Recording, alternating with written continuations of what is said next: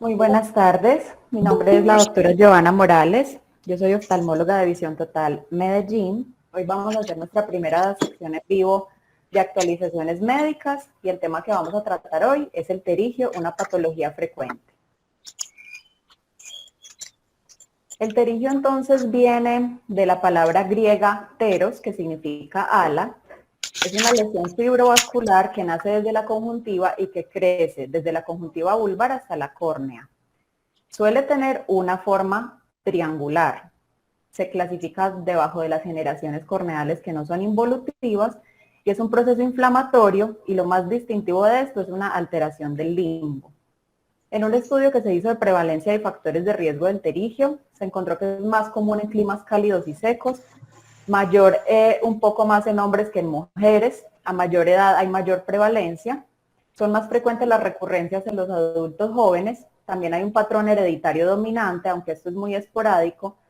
Y en zonas ecuatoriales, donde se encuentra nuestro país, puede ser tan alta la prevalencia como del 22%. En cambio, en países que tienen latitudes cercanas a los 40 grados es menos del 2%.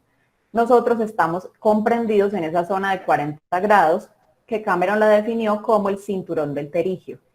Entre 30 y 35 grados la prevalencia está entre el 5 y el 10%.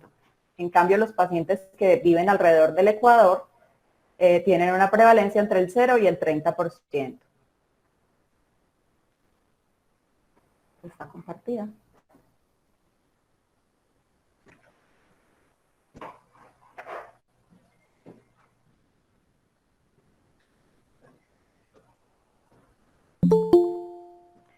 El riesgo que tiene una persona de desarrollar pterigio que vive en los trópicos es de menos de 30 grados de latitud, es 44 veces más grande, diferente a pacientes que vivan en un lugar que no sea del trópico, 11 veces mayor para pacientes que trabajan en lugares arenosos y 9 veces más en pacientes que no utilizan un filtro de protección UV. En nuestro medio se puede considerar que estamos en una localidad muy cercana al Ecuador, por lo tanto tenemos un gran factor de riesgo. Hay varios estudios que han evaluado como todas estas prevalencias y la epidemiología del pterigio. Se han hecho muchas revisiones sistemáticas de artículos donde participan muchos pacientes y encontraron que la prevalencia general del pterigio es del 12%. ¿Cuáles son los factores de riesgo? Y el más importante es la exposición a la luz ultravioleta. Hay fuerte evidencia de que estos rayos ultravioleta se asocian con la formación de tumores malignos, tanto del párpado, fotoqueratitis, queratopatía, pterigio ni cataratas corticales. Algunos cambios de comportamiento simples, el hecho de que usen vestimenta adecuada, uso de sombreros y gafas que bloqueen los rayos ultravioleta, son medidas eficaces para protegerse contra los rayos ultravioleta. En un estudio que se hizo de 838 hombres, el riesgo de tener un pterigio se asoció significativamente cuando el hombre se exponía más a los rayos UVA y UVB. Otro factor de riesgo entonces es que la luz incide directamente sobre la conjuntiva vulvar nasal porque se refleja sobre la córnea. En cambio, la prominencia nasal hace que esto no pase tanto en el lado lateral de la conjuntiva. La intensidad de la luz máxima en ese limbo es hasta 20 veces más que la luz que está incidiendo. Por eso es más común que el pterigio se produzca en la zona nasal más que en la zona temporal. Entonces, esta consecuencia que sufren las células que están en la base del epitelio afectan las células madres, no cuenta con una protección de células epiteliales superficiales y esto altera la función de la barrera del limbo. La anatomía entonces de la nariz va a hacer que ocurra un efecto contrario, ya que si el puente nasal es plano, la luz también se puede focalizar sobre el limbo temporal. Los pocos pacientes que tienen pterigios temporales puede asociarse con que su nariz es un poco más plana. La epidemiología del pterigio, en un estudio que se hizo en Australia, encontró que la mayoría eran agricultores, mineros, trabajadores de gas y de electricidad y trabajadores recreativos. Otro factor de riesgo es vivir en áreas rurales y encontraron que usar un sombrero de ala ancha y gafas de sol son comportamientos que pueden prevenir ese impacto en la dosis ocular de rayos UVB. También se demostró que los rayos ultravioleta B activan el virus herpes simple tipo 1, el VIH y el VPH. y algunas veces han informado que el BPH está presente hasta en el 50% de los casos de pterigio. Aunque no se ha podido detectar específicamente dentro del pterigio, estos estudios abordan que el BPH en el ADN del pterigio puede favorecer entonces su desarrollo. Han habido diferentes estudios en Grecia, en el Reino Unido y en Estados Unidos, donde se han hecho estudios y encontraron que para ellos el BPH era negativo. Pero en conclusión encontraron que el BPH puede estar presente en diferentes frecuencias en poblaciones geográficas distintas. Signos y síntomas, entonces sabemos que el pterigio puede ser asintomático, se puede presentar en la conjuntiva nasal, en la conjuntiva temporal o ser nasal y temporal. Es un área indolora, inicialmente es un tejido blanquecino elevado que tiene vasos sanguíneos sobre él. En el borde nasal es mayor, pues en la zona de la córnea, es menos común en el lado temporal, como hablamos del puente nasal ancho, o se puede presentar en ambos. Cuando el pterigio se vuelve sintomático, presenta ardor, prurito, sensación de cuerpo extraño, lagrimeo, ojo rojo y alteraciones de la agudeza visual. Aquí a la derecha vemos una imagen donde encontramos que el pterigio tiene cabeza, tiene cuello y tiene cuerpo, y tiene una base. Entonces, ¿cómo vamos a afrontar un paciente que se queja por pterigio? Vamos a preguntarle su ocupación para poder valorar el grado de exposición al sol durante su jornada de trabajo. Vamos a preguntar antecedentes familiares de pterigio. ¿Hace cuánto tiempo apareció el pterigio? Normalmente los pacientes dicen que fue hace muchos meses o hace varios años, y esto lo puede diferenciar de una neoplasia, ya que las neoplasias son mucho más rápidas en el tiempo.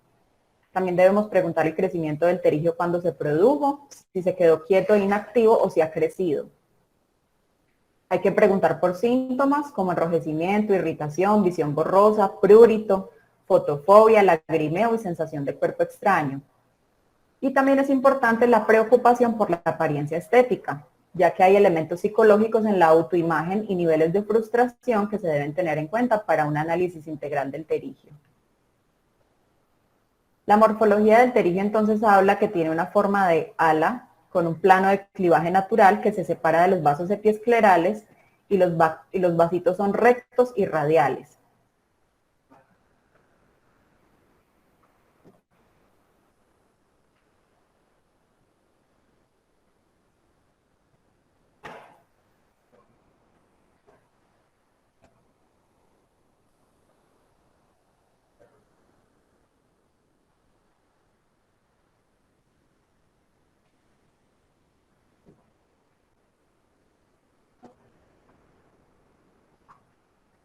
El pterigio puede ser atrófico, cuando está plano, translúcido, poco vascularizado. Puede ser intermedio, cuando los vasos epiesclerales se visualizan parcialmente, o puede ser carnoso, cuando está grueso, vascularizado, con los vasos epiesclerales no evidentes y cuando está muy sobreelevado. La segunda clasificación de la que hablamos es la invasión en la córnea. A mayor invasión de la córnea hay más repercusión visual porque produce un astigmatismo. Puede ser menor de 2 milímetros, de 2 a 4 milímetros o mayor de 4 milímetros. Nosotros en la práctica clínica normalmente hablamos de grado 1, grado 2, grado 3 y grado 4. Grado 1 es cuando no ha sobrepasado el limbo, grado 2 es cuando ha sobrepasado el limbo, pero es en el medio entre el limbo y la pupila. Grado 3 cuando está rozando el borde de la pupila y grado 4 cuando sobrepasa la pupila. Aquí podemos ver a la derecha estas fotografías de ciertos grados de pterigio. También en la tercera clasificación de la morfología del pterigio sería el grado de actividad. Podemos teñirlo con fluoresceína y si hay una tinción apical con unas pequeñas microulceraciones, nos habla pues de un tejido activo. Si hay líneas de Stoker que no sean visibles. ¿Qué son las líneas de Stoker? Son depósitos de hierro que se hacen en el borde de la cabeza del pterigio. Si hay líneas de Stoker, como es la figura B que vemos acá a la derecha, nos habla de que es un pterigio muy antiguo y que no ha vuelto a crecer. Si vemos islotes de Fuchs, que son unas proyecciones satélites que están debajo del epitelio, aparecen en la capa de Bowman. Si vemos la cabeza muy vascularizada, muy abultada, con pequeñas hemorragias, estamos hablando de un pterigio activo. Si vemos un cuerpo que está hiperémico y engrosado, que está muy carnoso, muy vascularizado, o con unos vasos epiesclerales poco o nada visibles, hablamos de un pterigio activo, o cuando los bordes están ligeramente sobrelevados.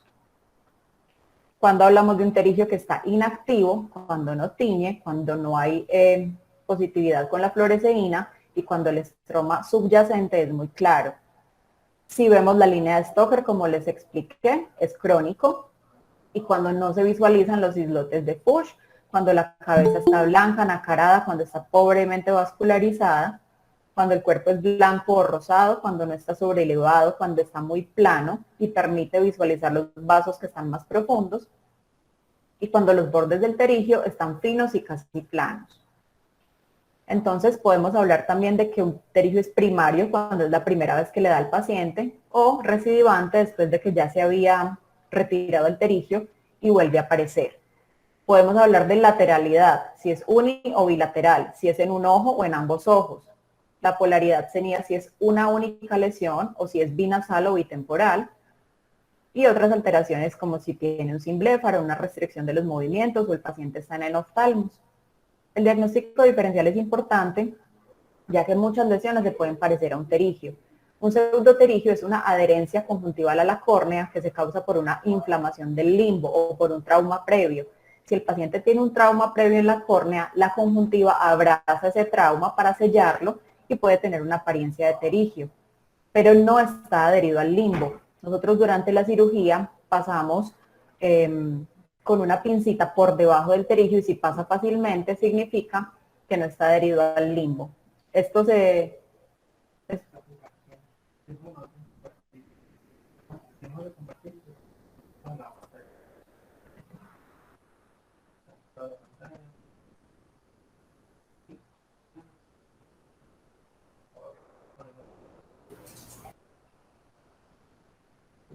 Esto se presenta mucho en pacientes que han tenido quemaduras químicas o conjuntivitis cicatrizales.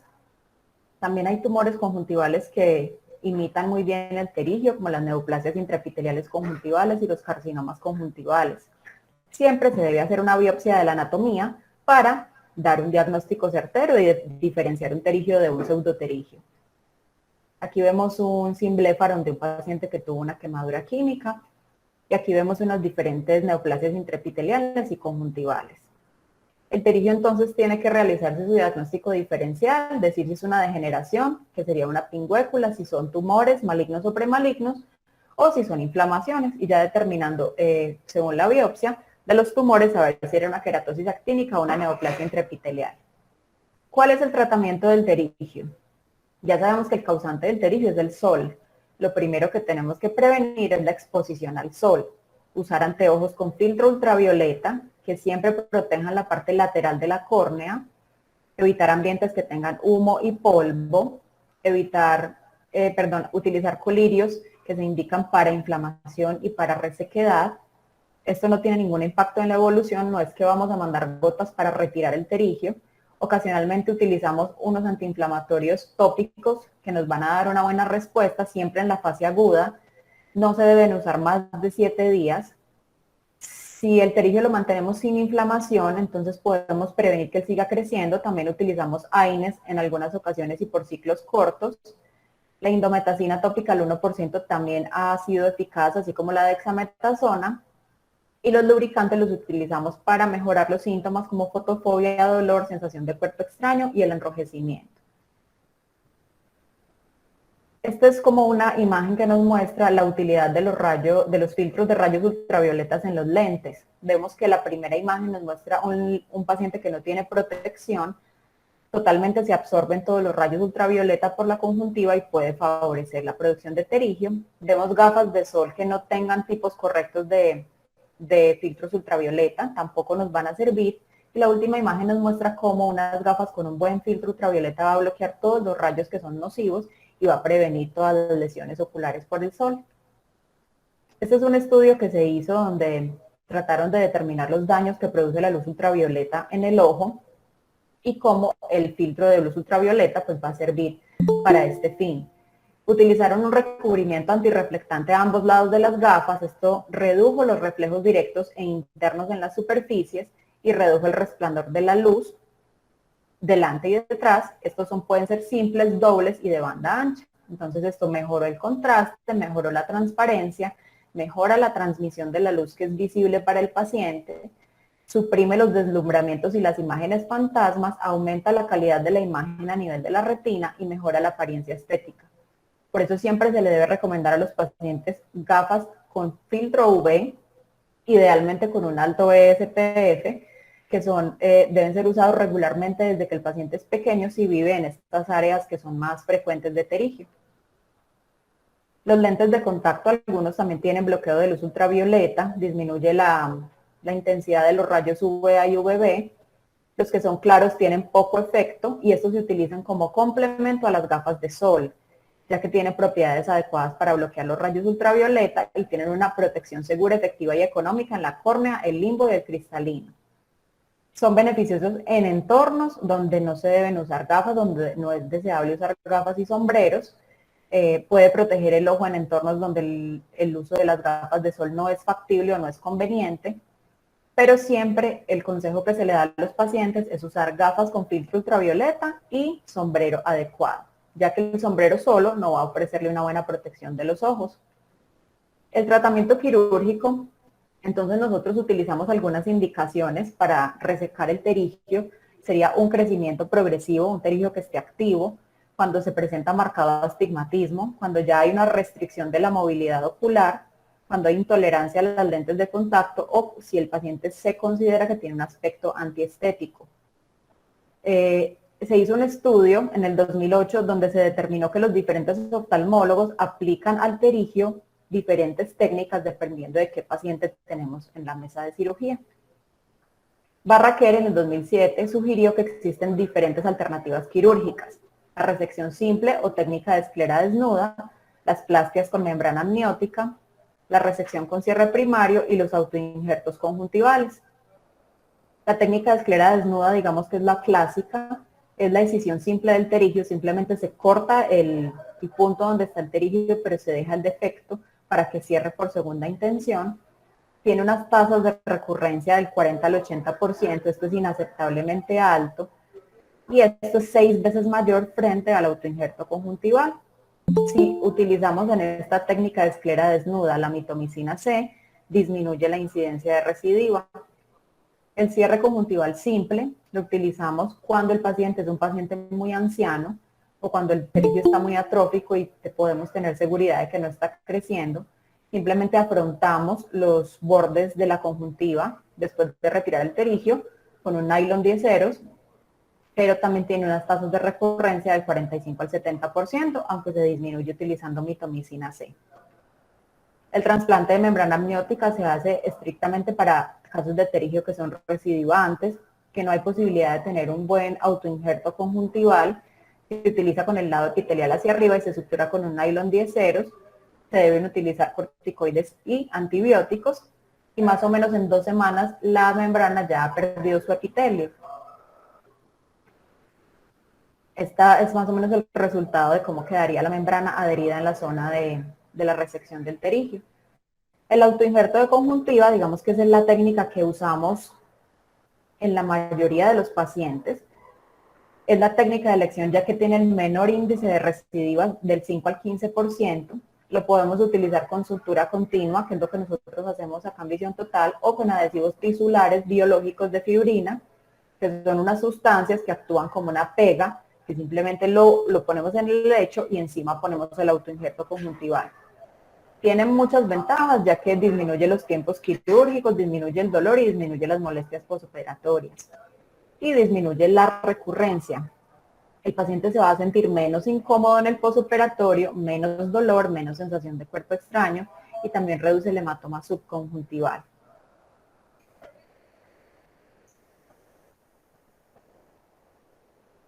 Otros tratamientos coadyuvantes que utilizamos, por lo menos en nuestra práctica quirúrgica, son los antimetabolitos, como la mitomicina C.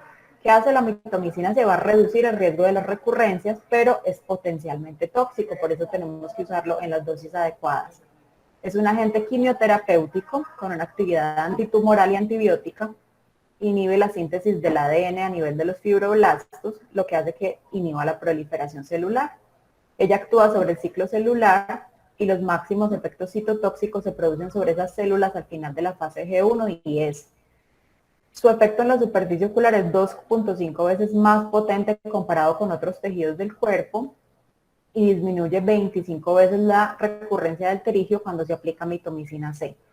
Nosotros en el quirófano lo utilizamos en todos los pterigios, sea que vayamos a dejar una esclera desnuda, un cierre conjuntival o un autoinjerto de conjuntiva.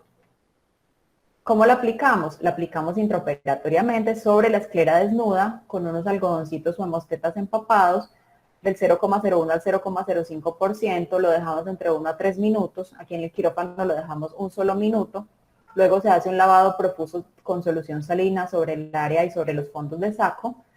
También se recomienda aplicar adecuadamente sobre el limbo, se retira, se irriga con solución salina y se continúa la cirugía. ¿Qué complicaciones podemos tener después del posoperatorio de pterigio? Podemos encontrar quistes epiteliales, que los tejidos que suturamos se rompa la sutura, que eso se llama diesencia, granulomas piógenos, Dehlen, que pueden ocasionar perforaciones, necrosis del injerto, hemorragias entre el injerto y la esclera, infecciones, astigmatismos, la misma recidiva, las ptosis palpebrales, el simbléfaron, la necrosis escleral y la endoftalmitis. Todos muy raros afortunadamente. ¿Cuáles serían las causas de estas complicaciones? Uso de técnicas quirúrgicas inapropiadas, edad del paciente, una mala película lagrimal, la misma idiosincrasia del personal de la conjuntiva, la localización geográfica en la que viva el paciente, factores raciales, nutricionales y ocupacionales. Aquí vemos entonces diferentes tipos de complicaciones, la recidiva, la inflamación del autoinjerto, el quiste, el granuloma piógeno y un Dehlen, que en la figura 3 vemos un Dehlen que produjo una ruptura y se está saliendo el iris como por la ruptura. ¿Qué es la recidiva entonces? La recidiva se debe principalmente a que hay unas células del pterigio en ese epitelio que parece ser normal, pero ahí quedaron unas células y esto puede producirse más en el margen superior e inferior del pterigio. Esto produce una respuesta exuberante secundaria a la persistencia de ese tejido y a la exposición de un área extensa de la esclera. Esto produce una pérdida irrecuperable de esa barrera limbal, lo que produce conjuntivalización, una modulación inadecuada de la respuesta inflamatoria. Cuando se hace un estudio de un pterigio secundario, se muestra que hay células limbales epiteliales alteradas y una infiltración de la conjuntiva adyacente de células basales epiteliales limbares. ¿Cómo se maneja la recidiva? Entonces, todo depende de qué cirugía se hizo inicialmente. La segunda cirugía siempre debe ser diferente a la técnica de la primera cirugía. Se debe tratar siempre una inflamación que sea remanente, se debe inyectar subconjuntivalmente triamcinolona, se debe realizar una queratectomía cuidadosa, no se debe adelgazar mucho la córnea, siempre se debe disecar el músculo recto y si es necesario separarlo y volver a unirlo. Siempre debemos tener un injerto diferente, sea conjuntival o sea membrana amniótica. Se puede utilizar la conjuntiva del mismo ojo o del ojo contralateral. Idealmente se deben utilizar injertos queratolímbicos, ya que en el limbo están las células madre que van a ayudar a crecer mejor ese tejido conjuntival. Siempre se debe utilizar mitomicina C para prevenir el crecimiento. Y cuando ya hay un adelgazamiento corneal o escleral importante, evitar el uso de mitomicina C porque ya se puede favorecer mayor adelgazamiento. Esto es todo lo que tenía para compartirles la tarde de hoy. Muchísimas gracias por su atención.